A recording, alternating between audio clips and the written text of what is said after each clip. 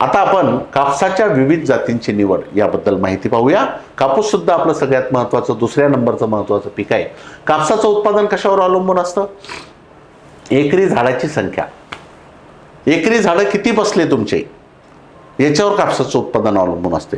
फक्त एकरी झाडाची संख्या नाही तर प्रति झाड सरासरी बोंडाची संख्या किती, एका झाडाला बोंड किती लागले, झाडाची संख्या किती एका एकरात, एका झाडाला बोंड किती लागले आणि सरासरी बोंडाचं वजन किती आहे. याच्यासाठी जर या तिन्ही गोष्टी आपल्याला प्लस पाहिजे असतील तर जे कॅरेक्टर्स पाहिजे, वैशिष्ट्य कसे पाहिजे, उत्पादन जास्त कोणत्या वाणाचं येतं, एकरी झाडाची संख्या जास्त बसली पाहिजे म्हणजे उभाट वाढणारं वाण पाहिजे, मोनोपोडिया त्याला जास्त नको, गर्दी करणारा नको म्हणजे झाडाची संख्या जास्त तिथं आपण ठेवू शकतो. प्रति झाड सरासरी बोंडाची संख्या जास्त कशी राहील की जर गळ कमी झाली, नैसर्गिक गळ जी होते ती जर कमी झाली तर प्रत्येक फांदीवर जास्त बोंडाची संख्या राहील म्हणजे झाडावर बोंडाची संख्या जास्त राहील. आणि सरासरी बोंडाचं वजन कधी जास्त राहील, जर मोठं बोंड असेल 5 पकड्याची बोंडाची संख्या जास्त असेल तर सरासरी बोंडाचं वजन जास्त राहील. असे वैशिष्ट्य असलेलं वाण म्हणजे उत्पादन क्षमता जास्त असलेलं वाण. जातीचं वैशिष्ट्य, एकंदरीत जातीमध्ये काय असावं, कीड व रोगास कमी बळी पडणारी जात असावी कोणतंही वाण. आता कापसामध्ये हजारो वाणं आहेत, शेकडो कंपन्याचे हजारो वाणं आहेत, त्यामुळे तुम्हाला भरपूर पर्याय आहे. पण त्याच्यामध्ये जर आपण त्यातल्या त्यात जर पाहिलं तर कीड व रोगाला कमी बळी पडणारी असावी. त्यानंतर मध्यम ते मोठ्या बोंडाचा आकार असावा. मध्यम एकदम बारीक बोंड नको किंवा फारच मोठं जर असलं तर 2 बोंडातलं अंतर जास्त असतं. मध्यम ते मोठं बोंड असावं. 2 बोंड व 2 फांद्यामधील अंतर कमी असावं. बघा मी लगेच सांगितलं 2 बोंड आणि 2 फांद्यातलं अंतर, इंटरनोड आणि इंटर ब्रँच डिस्टन्स जे आहे ते कमी असावं. हवामानातील बदलास सहनशील असावं. नैसर्गिक पातेगळ मी सांगितलं ना ते आधी की बोंडाची संख्या जास्त कधी असेल, नैसर्गिक पातेगळ कमी असेल तर बोंडाची संख्या जास्त असेल. आणि कापूस वेचणीत सोपा असावा आणि जड असावा. हे आपलं वाण वैशिष्ट्य किंवा जातीचं वैशिष्ट्य जे आहेत या पद्धतीनं आपण जातीची निवड करणं गरजेचं आहे. आता कापूस बियाण्याची निवड करताना घ्यायची काळजी. आपण काय करतो, कापसाचं बियाण्याबद्दल शेतकरी भयंकर कन्फ्यूज असतात. म्हणजे एक पाहिलेलं असतं, एक डोक्यात असतं, त्यानंतर आपण त्याचं लागवडीचा निश्चय करतो, मग बियाणं आणायला जातो तेव्हा बसमध्ये कोणीतरी भेटतं, ते म्हणते की नाही नाही हे फार चांगलं आहे, मग तिथं आपलं काही पाकिटं बदलतात. मग तिथं आपण दुकानात गेल्यानंतर कोणीतरी दुसरंच काहीतरी घेत असतं, तिथं आपला काहीतरी निर्णय बदलतो. कोणीतरी कंपनी प्रतिनिधी येतो किंवा दुकानदार म्हणतो की याचे 2 पाकिटं लावून पहा पाटील, मग आपला परत निर्णय बदलतो. म्हणजे आपण ठरवलेलं एक असतं, आपण दुसरंच काहीतरी घेऊन जातो. त्यामुळे असं करू नका.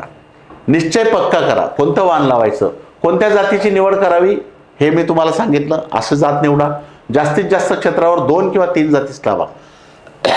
वर्धा यवतमाळ जिल्ह्यात मी पाहिलं की एकच शेतकरी 10 प्रकारच्या जाती लावतो. कोणतं वाण कुठं लावलं तेही आठवत नाही, नंतर माहीतच राहत नाही. एवढ्या जाती लावायच्या नाही. आपल्याला सारखे वैशिष्ट्य असलेल्या 1 किंवा 2 किंवा फार जर मोठं क्षेत्र असेल तर 3 वाणापेक्षा जास्त वाणं लावू नका. 1, 2 किंवा जास्तीत जास्त 3, म्हणजे 10 एकराच्या वर असेल तर 3 वाणं, नाही तर 5-10 एकराच्या आत असेल तर 1 किंवा 2च वाणं लावा. सारखे वैशिष्ट्य असलेले वाणं लावा.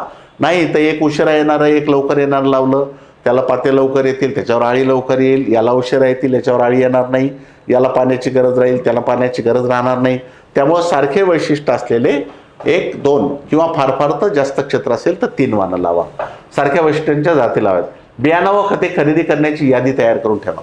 लिस्ट तयार करून ठेवा आधीच काय काय घ्यायचं. मी तुम्हाला अजूनही सांगतो, आज 11 मे आहे.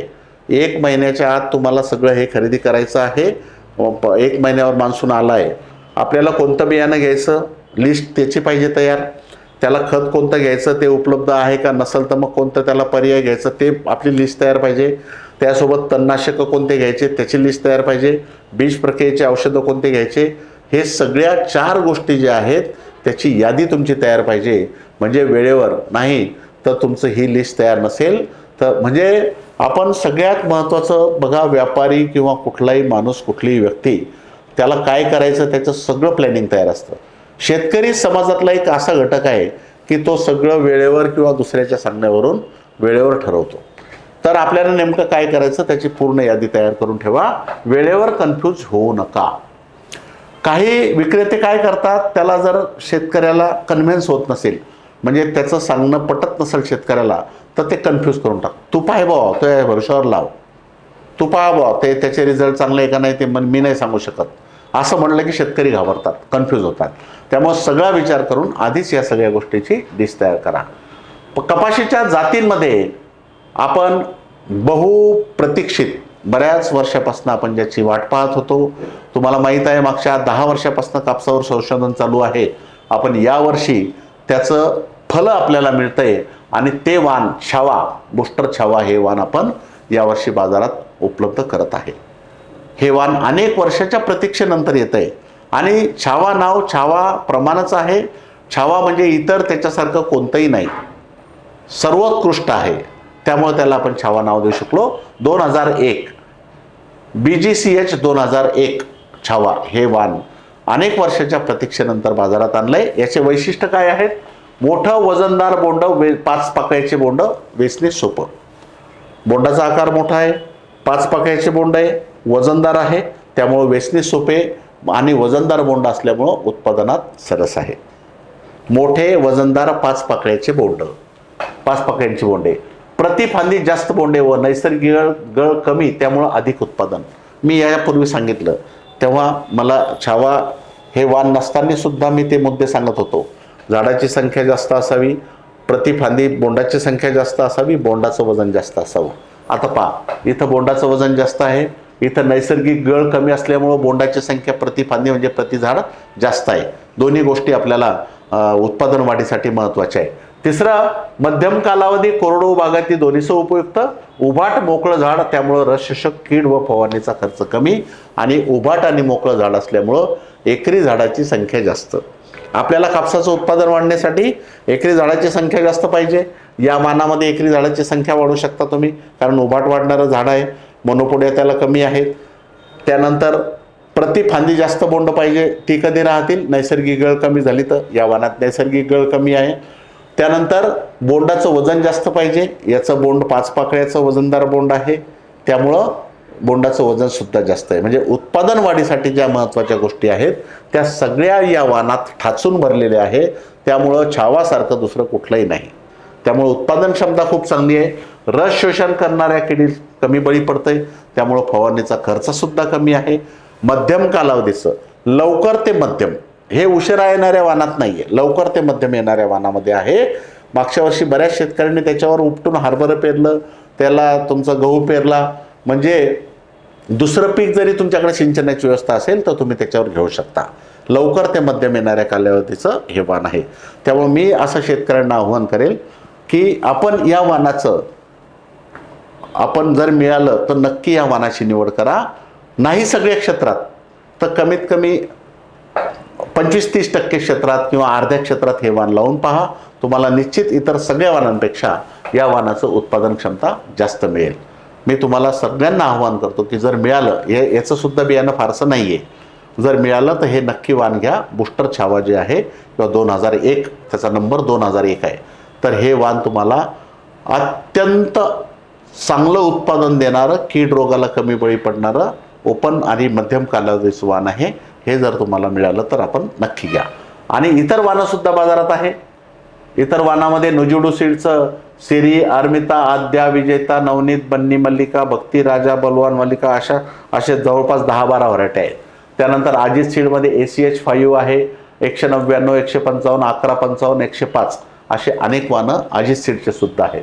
त्यासोबतच तुमचा अंकुर सीडचा आहे 3028, कीर्ती, शाकेत 3106, जय, हरीश 888.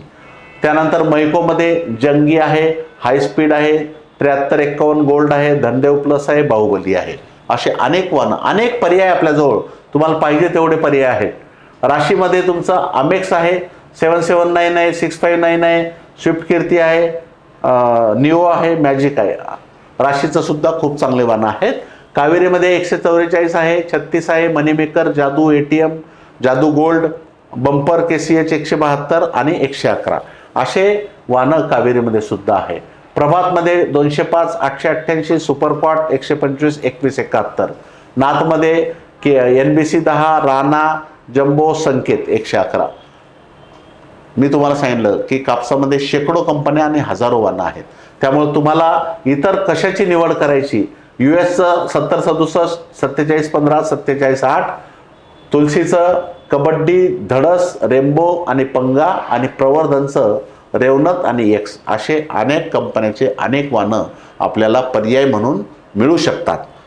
तर मी एकच सांगेन तुम्हाला, तुमच्या आवडीचं जेही वाण असेल ते नक्की घ्या आणि त्याच्या बाजूला बूस्टर छावा लावून पहा.